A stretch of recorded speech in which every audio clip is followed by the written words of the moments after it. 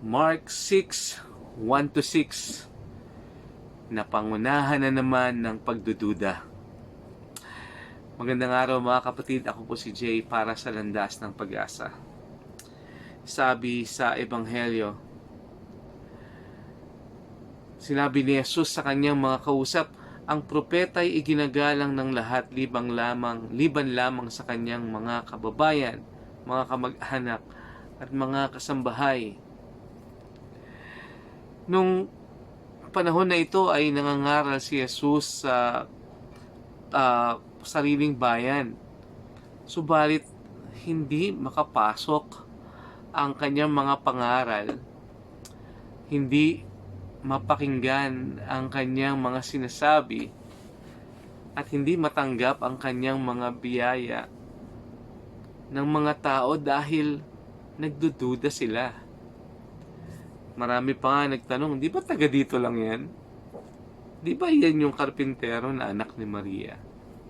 Di ba yung mga kapatid niyan taga dito din? Anong ibig sabihin? Kilala nung mga tao sa paligid kung sino si Jesus.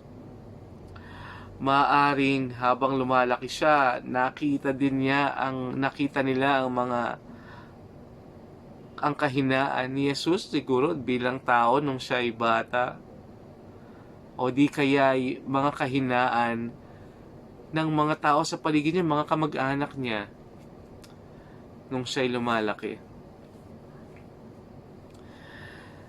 Parang napaisip tuloy ako sabi ko, naalala ko nung mga panahon na tinatanong ako kung gusto kong maging hope giver. Tulad nitong ginagawa ko ngayon na nagbabahagi ng mabuting balita.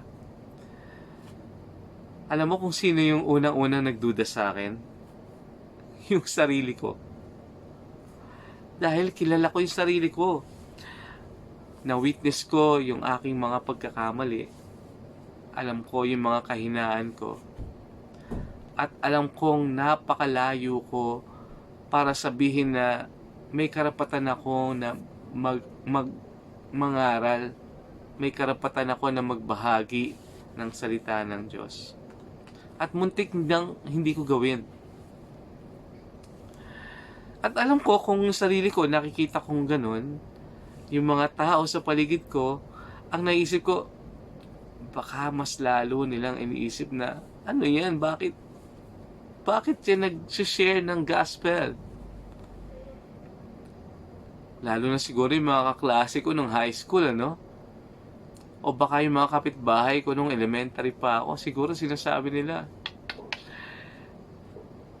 Kung alam ko lang, kung hindi kita kilala, baka hindi ako maniwala na kaya mong gawin yan. Bakit?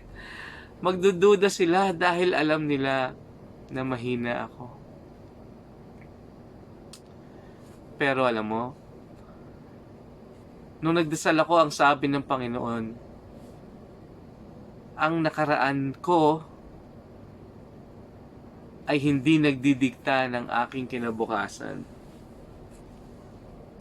Ang nakaraan mo ay hindi magdidikta ng kinabukasan mo. Oo, mahina ka dati. Oo, nagkamali ka dati. Nagsinungaling. Maaring nagbetray ka ng kaibigan mo. Nanloko ka. Maaring nandaya ako sa aking nakaraan. Hindi ako perpekto.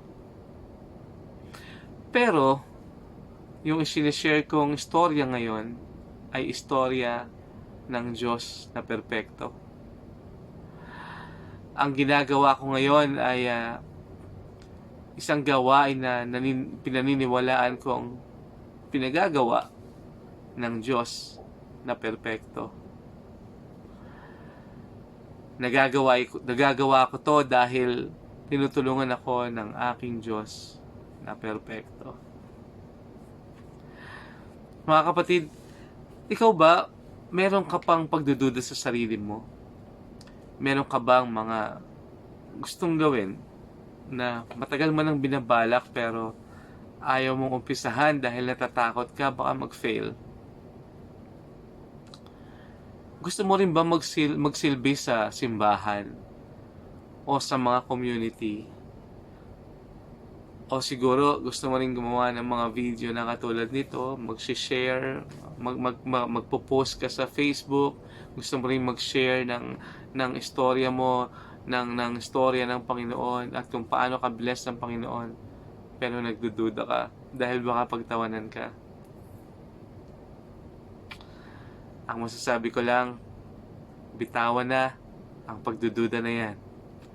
Dahil ang Panginoon natin ay perpekto. At siya naman ang ikinukwento natin. Sa Kanya naman manggagaling ang lakas, ang skills na gagamitin natin para gawin ang ating mga gagawin. At sabi niya nga kung ang mga bagay na ito ay makakabuti sa atin, hindi niya tayo pababayaan at sasamahan niya tayo sa bawat oras. Kaya huwag ka nang magduda. Umpisahan mo na dahil ang Panginoon mong perpekto ay tutulong sa iyo. Hindi kanya pababayaan. Kung sa palagay mo ay makakatulong ang video na ito sa iyo at sa mga kaibigan mo, huwag magkatubili na i-like at i-share sa lahat ng iyong social media platforms at sama-sama tayong maging boses ng pag-asa. Walang duda. Muli, ako po si Jay. Isang mapagpalang araw sa ating lahat. Hanggang sa muli.